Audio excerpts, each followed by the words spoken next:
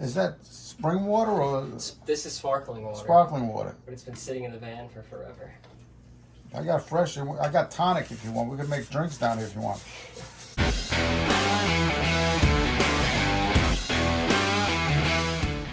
Okay, so I'm doing like an overall system check on new homeowners to a house in an area that we service a lot, and look at this filter. It's plug solid. So the complaint was that systems weren't working. Pretty old systems and obviously not well maintained, but they also only have 2 central systems, and I think they thought they had more, but they have some ductless units as well. And here's the outdoor units, and I'm going to be removing all of this crud, these plants. Hopefully none are poisonous, because last time I did a lot of this I got poison ivy. That's why I had this glove on.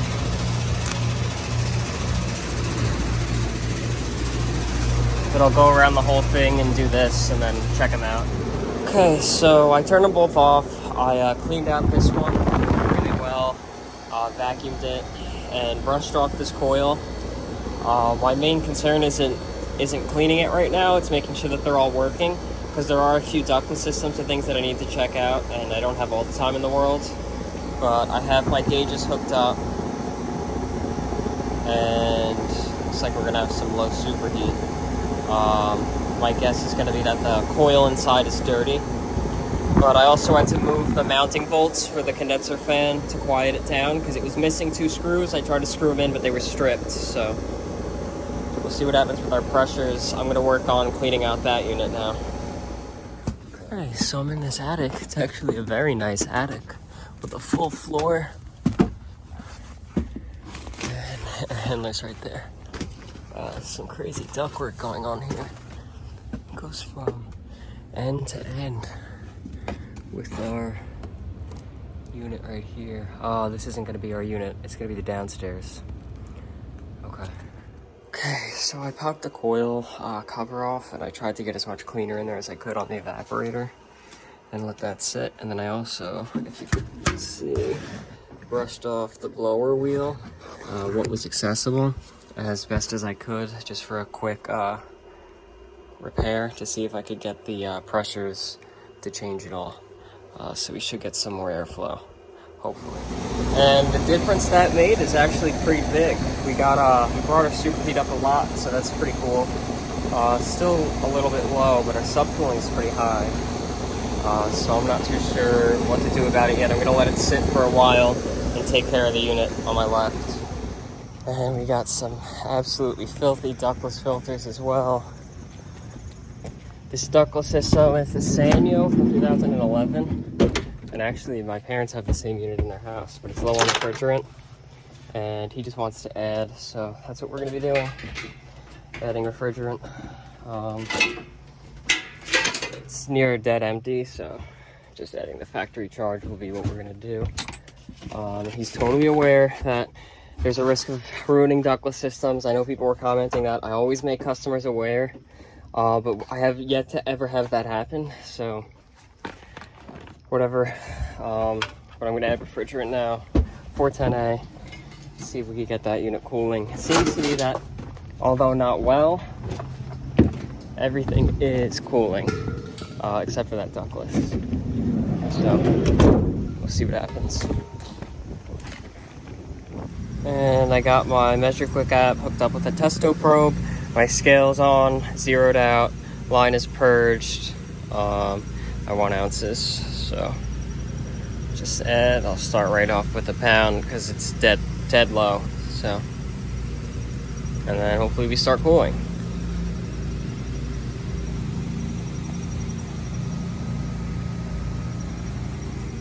Okay, so we're at 2 pounds.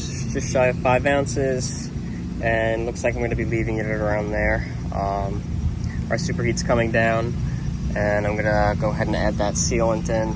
And I've showed that many times. Just hook it up and then hook up the hose and push it through. And we're cooling. 46-degree air is coming out of this thing. So That's good. Feels nice.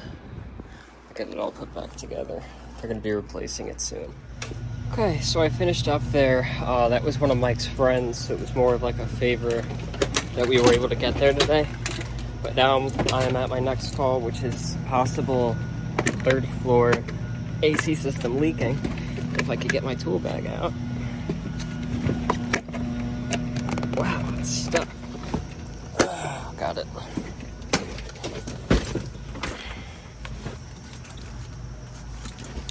And let's see what's happening.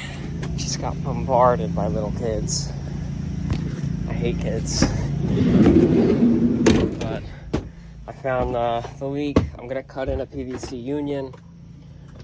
The glue. Grab union. Actually, I'm gonna make sure that has the O-ring in it because sometimes it's missing. It has it. And then I'll grab my shop vac so I can suck out the water and suck out the clog. Okay, so here's our water, and here's our drain. So here's what I'll have to cut to put a union in. This one's gonna be tricky. Oh, that one. I see. That one just drains into the emergency, which is why it's full. So I'll cut that, vacuum it out, and see what happens. Okay, so cleared that drain, vacuumed out as much as the pan as possible. There's a little bit of moisture, but it's pretty much empty and good to go. Now I just have to install some filters for this customer in different AC units. And this is a very interesting basement. There's just random pits in the ground.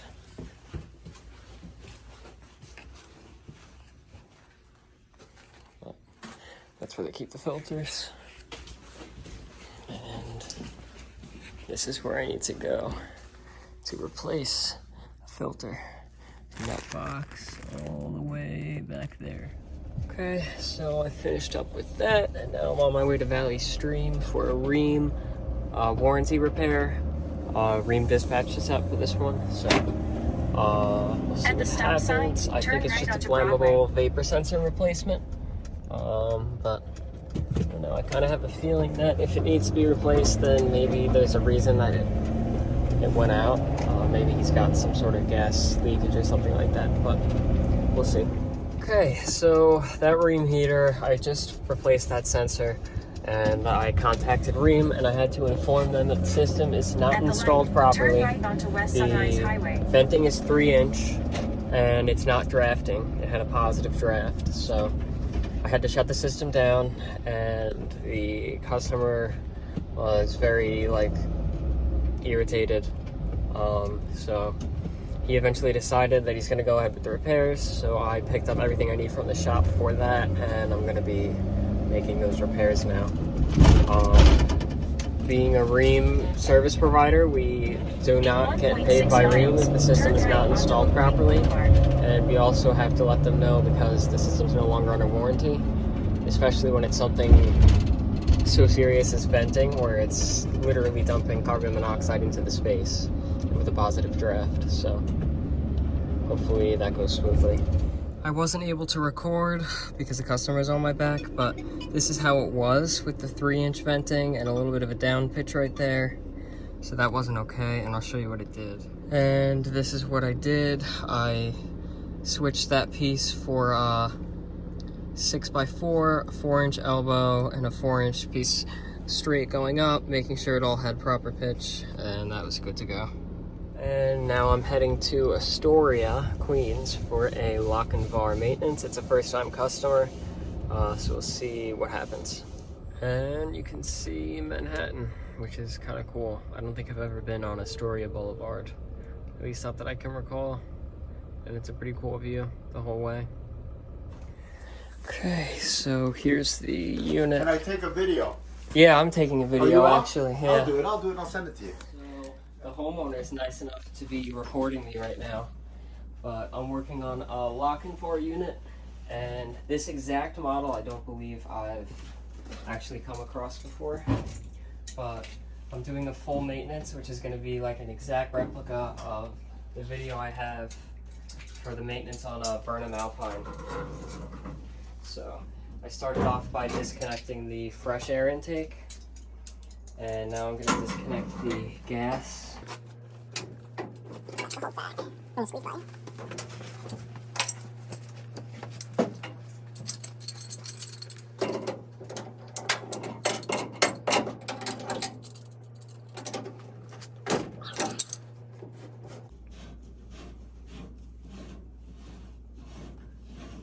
Why do you disconnect the gas? Because I'm going to be taking apart every single component that comes in on the heat exchanger here, and that includes the gas line, the gas valve.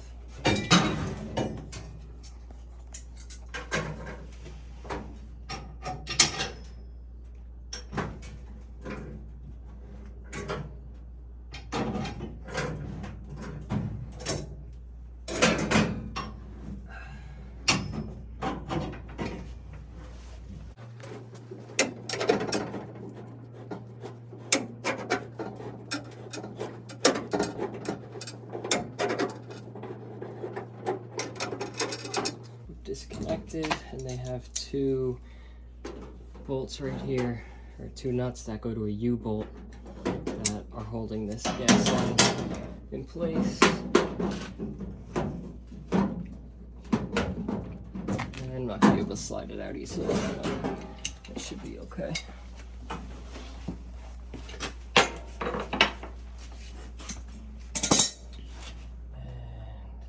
And they made it real tight to get in for to remove the PVC pipe from the actual blower.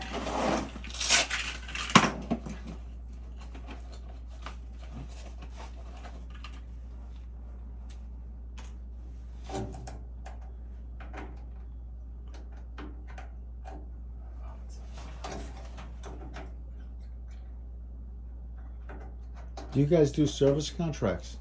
We do service contracts. For pricing and stuff like that. We don't put that in the videos because it varies so much by state. But yeah, we offer them. Yeah.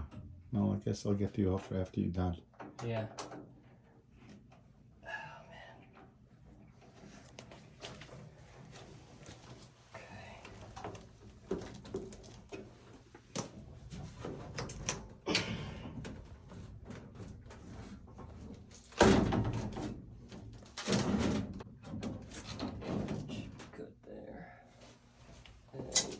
Gas connection right here on the gas valve.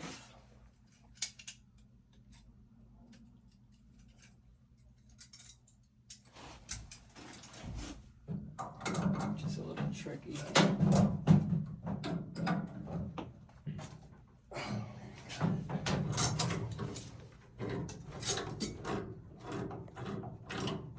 And he's had this for 12 years. Yeah. And it's never been taken apart and cleaned out. As far as I know, I've lived here for 12 years. I can't remember anyone doing that. And then I'm going to disconnect all the wiring from the cover plate, as well as from the blower up here. Now this is like, how often should you do this service? I'm gonna have to see what Lochinvar recommends for this particular boiler, but like the Burnham Alpine, which is literally an exact replica, they want you to do it yearly. Yearly? Yeah, it's pretty important because these components all have to do with the combustion, and if it starts to clog, then you start burning improperly, which is a risk for carbon monoxide. That's one thing, but mostly the heat exchanger can overheat if it's too packed with debris.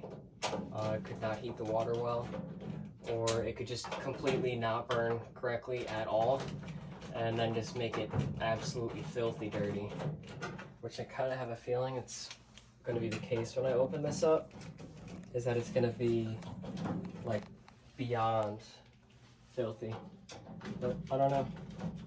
Because another thing you have to do when you install one of these boilers, and you're supposed to do it every time you do a maintenance, is a combustion analysis, which is checking all the ranges of gases that are being exhausted from the flame. because if they're not where they need to be, that's gonna affect its performance and cause it to either get dirty or not get dirty.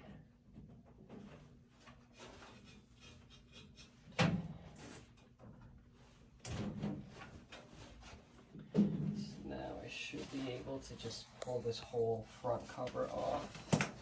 And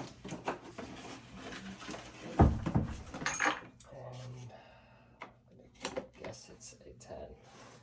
If this is a 10, it's an 11. Yeah, it's a 10.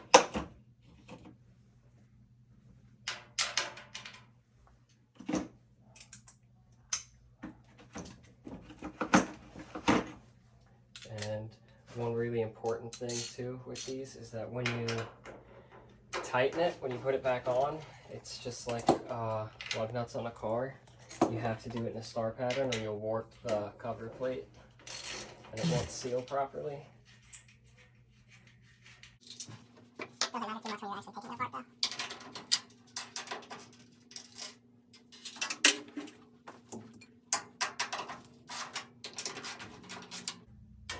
I'm interested too to see how dirty the flame rods and igniters are. I bet you had to have those replaced before though.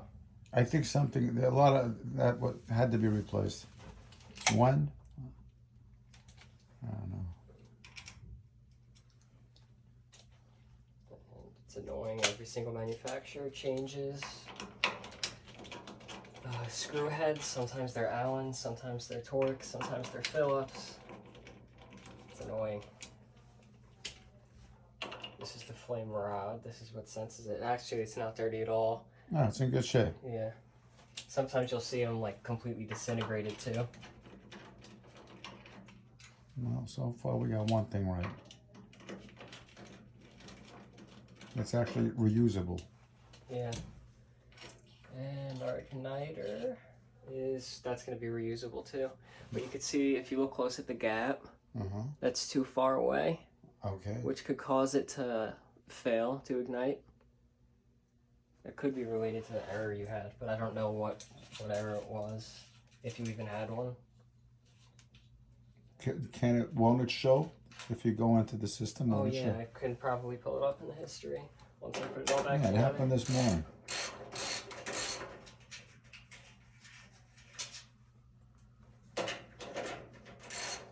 So when you're done, it should sound like a Ferrari. It's definitely not going to sound like a Ferrari. Does it make any noises? Nah. Like banging or rumbling? Or Nah. when they burn really, really badly, they'll like rumble because the flame will cut in and out.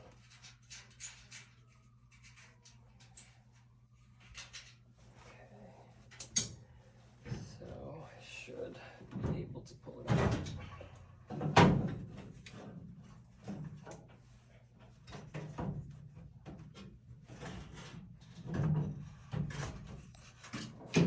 And yeah, that's bad. That's dirty. That's real dirty. But Oh, this is just the burner tube itself. Is that replaceable, or does it look like it is replaceable, but it's very rare to have to replace that.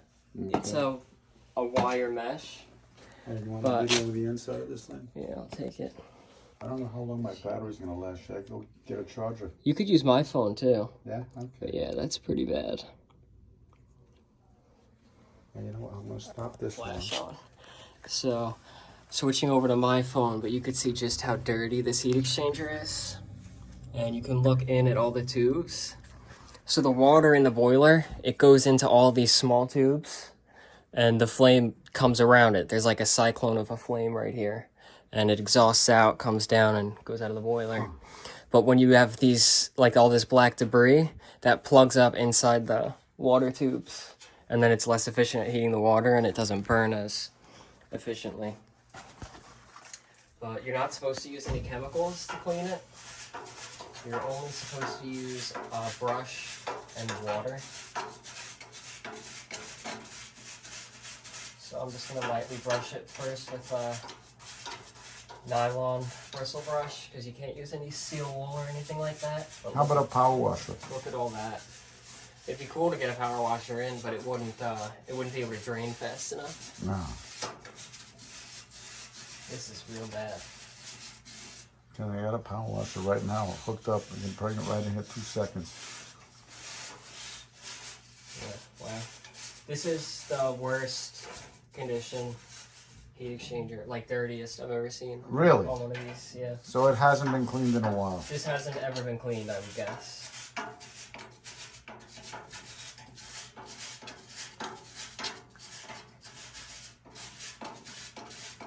A wire bristle brush is too hard. Yeah. You'll see once I start spraying water inside that it'll actually break it down pretty well. And then Where's the water gonna come out of? There's a drain right here. there's a drain here. Oh. Actually, yeah, why aren't you draining into anything? Oh no, this is like the way they left it when they put it in. Okay, so I'll see if I can. I'm not going to be able to because I don't think I have 1/2 inch. But how often does this bucket fill up? It might not be a lot because you're running it probably at 180 degrees. Yes, if it ever gets, I'll pour it out, but it's not. It usually just dissolves by itself. Yeah, evaporates. Yeah, evaporates. It'd be nice if it were just going to the drain line. But the water's going to come out of here, so I'll just let it fill this bucket. It's not going to be much water at all. And another thing you have to do is stick a card, like a plastic card or a bottle, in between each of the fins. So I'm going to go cut a piece of a plastic bottle. I'm gonna stop the video. Okay, so brought down some water, but more importantly, a little piece of a bottle. And just through every single one of these, I'm gonna make sure that I can slide the bottle through. There's pins, like right here there's a pin, so you actually can't, but around it you should be able to get it through without any problems.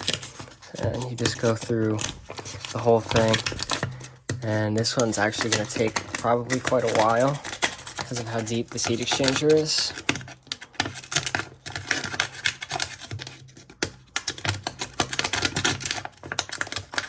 And I may actually double up the plastic as well to make it a little bit thicker because the fin seems to actually be bending because this is so caked up.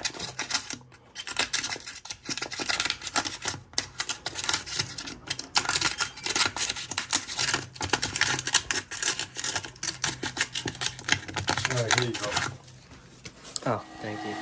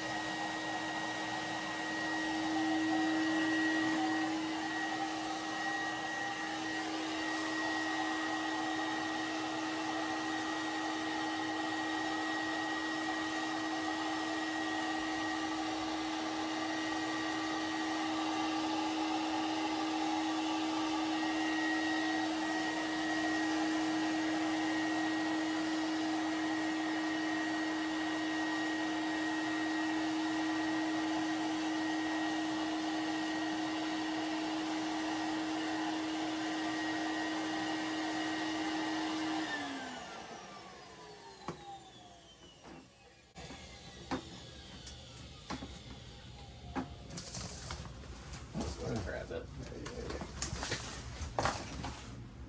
Did that work? Yeah, it worked. Now, if this were like a Burnham Alpine, where I have specific parts, I'd actually go as far as to completely take apart this blower. But I don't want to do that and risk cracking the plastics because they become so brittle as they get old. So, just looking at it from in here, you could see that aside from like a light layer of some dusting, It's actually in pretty good shape. I don't know want if to you can vacuum see it it. out? No, I don't want to stick anything in there. It's always sucking air, because this is the fan. No. So it's always pulling air through it. But that should be good. And then I'm gonna pour water in here as I scrub just a little bit to get it wet. There's no chemical to put in, like you ever see the stuff they use to clean air conditioning coils? Yeah, you can't use any of that. No? Because the water itself is very acidic, the water that the boiler produces. So they don't want you mixing anything at all. Even vinegar? Nothing. Huh. They're very, very strict about that. Because if you introduce any chemicals to metal, when it's under heat, it's going to be more prone to corrosion.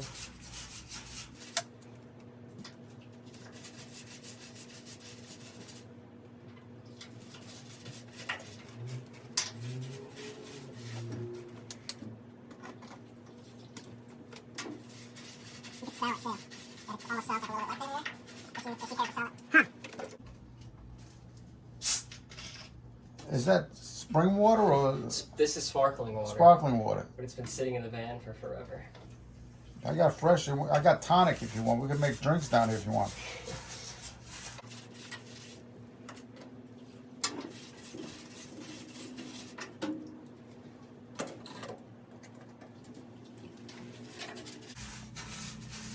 I can't believe this is the best system that these guys have approved and not invent a brush that will fit right in there. You give it a turn and cleans the whole thing out. You know, like a, That'd be pretty awesome. you know what Like, I'm saying? Like a big giant one. Yeah, like for dryer vent cleaning. Yeah, exactly. You just Yeah. shove it in there and just turn it a few times, and That would be super cool. I'm the kind of idiot who's going to invent that after you leave.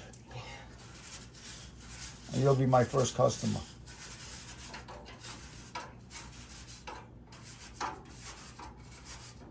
After I do like a bunch of these with this brush, the brush you can see just gets shorter and shorter and shorter too. It's kind of cool.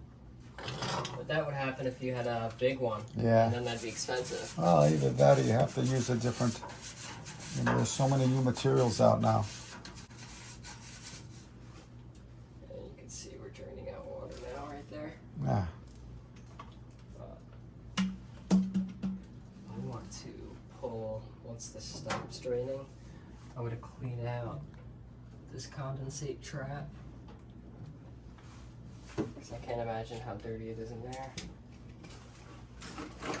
How the hell are you going to do that? It'll be easy. You're going to take it apart from the top?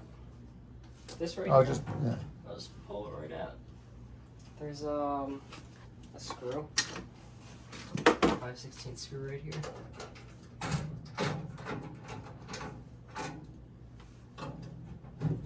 Now it's disconnected from there.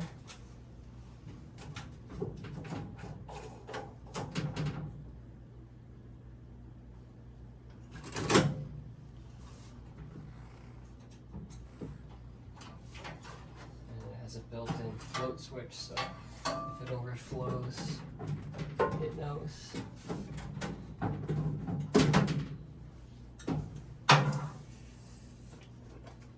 There's a little clip in there.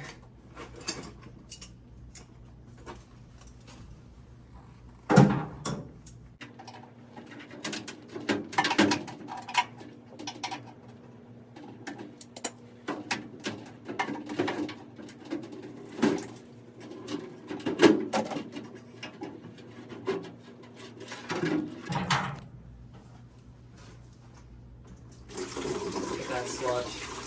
Oh. There. Yep. And it wasn't enough to register. What did it need? Another week? What do you need to trip this switch? Yeah. So it's able to drain out through the top. The sludge just slowly builds Yeah, out. it was so- right to the top, I'm sure. Yeah. And where's my light? Right here. Or is that the water you just added in there? It's partially the water that I Oh. just added, and some of it's the water that's just been sitting in there. Okay. Let me grab a rag and wipe that down. I'm going to put water on. They don't even really need it that bad, but they're out, why not clean them? And an important thing to do is to make sure that you fill that trap with water when you put it back in.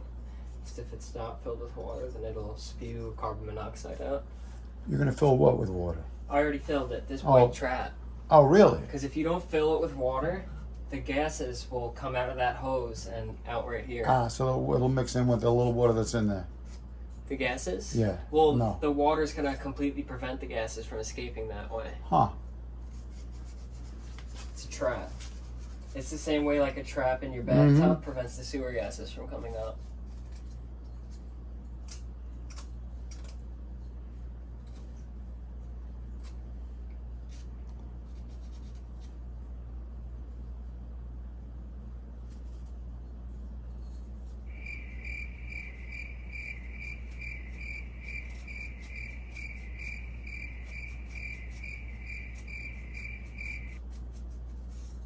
You don't need to clean off the ceramic, but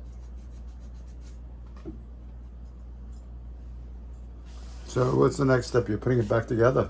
yeah, so once I get these clean, I should be able to put it all back together and then get it fired up, do a combustion analysis, or eat those gases. And see that's how clean it's enough? burning. Yeah, that's a big difference. Yeah, a lot of crusty stuff in there.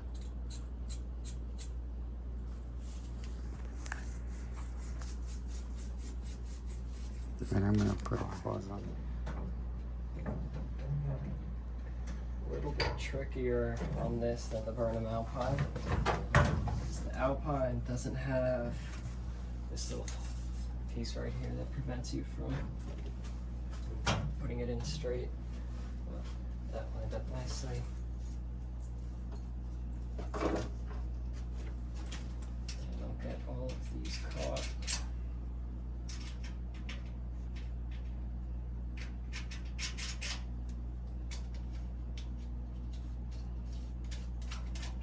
Before I tighten it, I'm just going to make sure that all that wiring that I took off, I can put back together. That way I don't end up working backwards.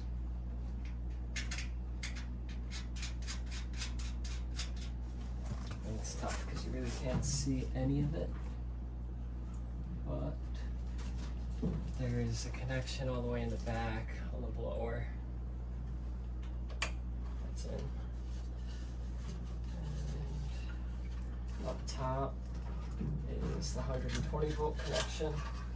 If you were to only plug in the top and forget the back, as soon as you turn the boiler on, the fan would come on in high speed and just stay that way.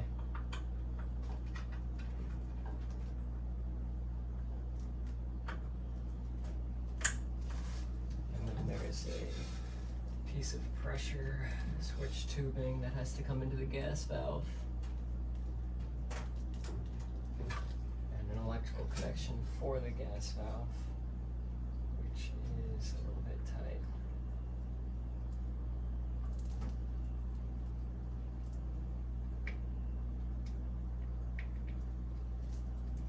I should have to get a camera in there to see it.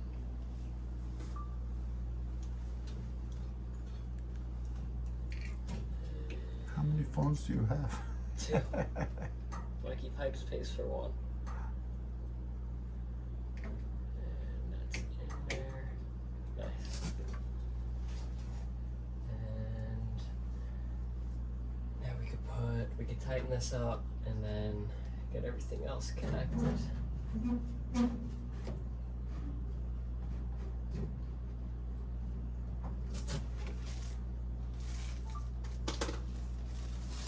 I'm gonna take a break. Yeah, if you want.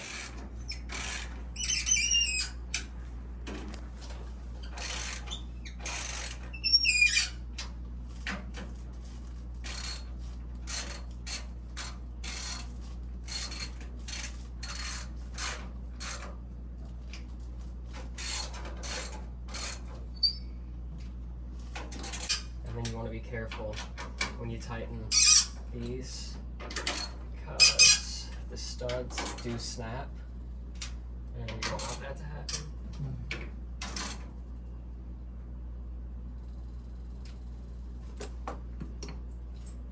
Then we have our flame sensor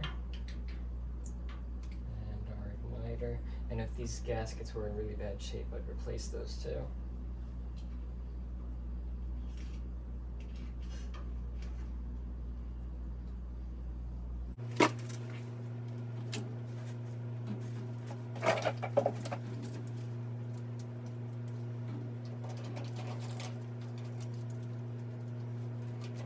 You can tell that they've been replaced before because the screws have shape on them. That breaks once you touch them.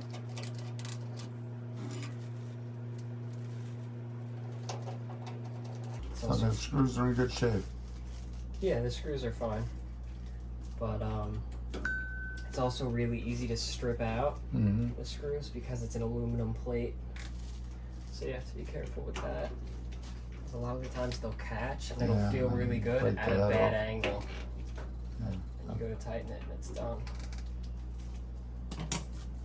And those all have wiring connections.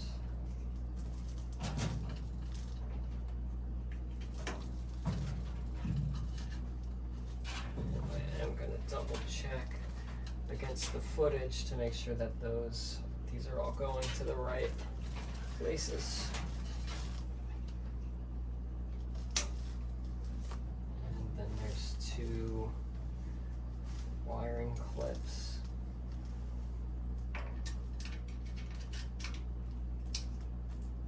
That hold it off of the heat exchanger.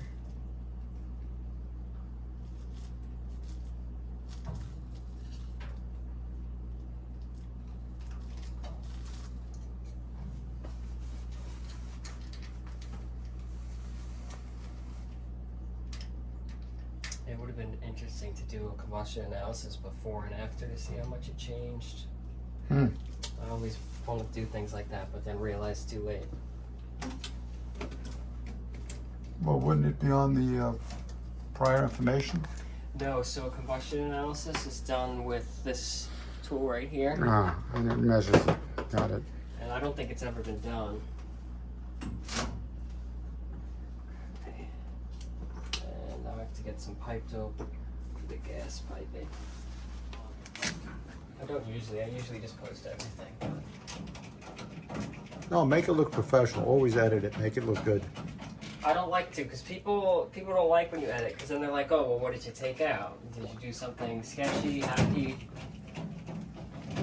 That's like one of Mike's things. He records everything. Oh, really? Whatever he does.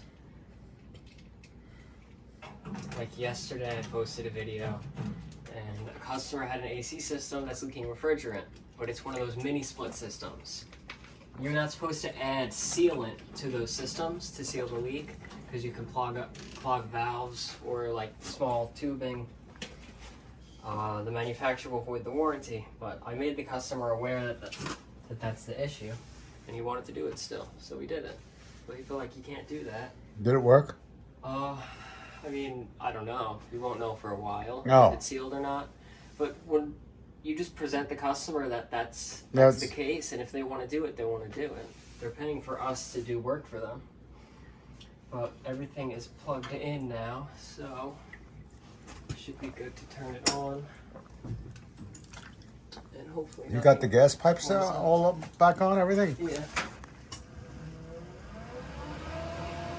Now, can you look at the other warning that took place this morning?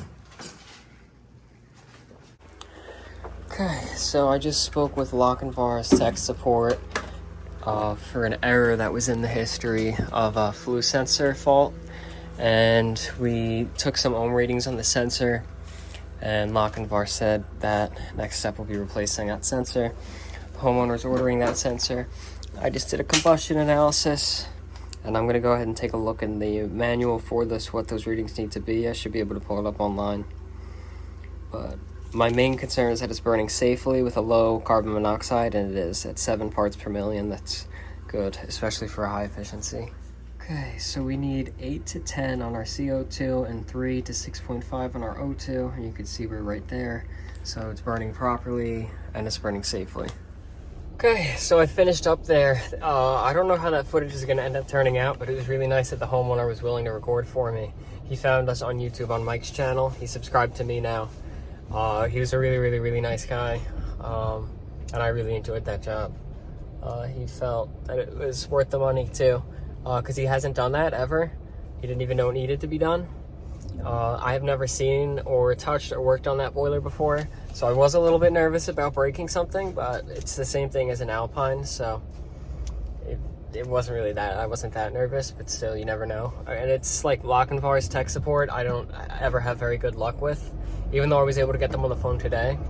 But whatever, the job's done. He got a really good service. It's really nice and clean now, cleaner than it's probably ever been since like the time it was installed. And it was tight getting out too, pulling out of the driveway, and it's tight right where I'm squeezing through. And some guy just ran in front of me and I let him go. Retard, stupid idiot. I have to bleep out what I just said. But yeah, hopefully you enjoy watching the video. Like the video if you liked it. Comment any advice or criticisms or feedback, and subscribe. Thanks for watching.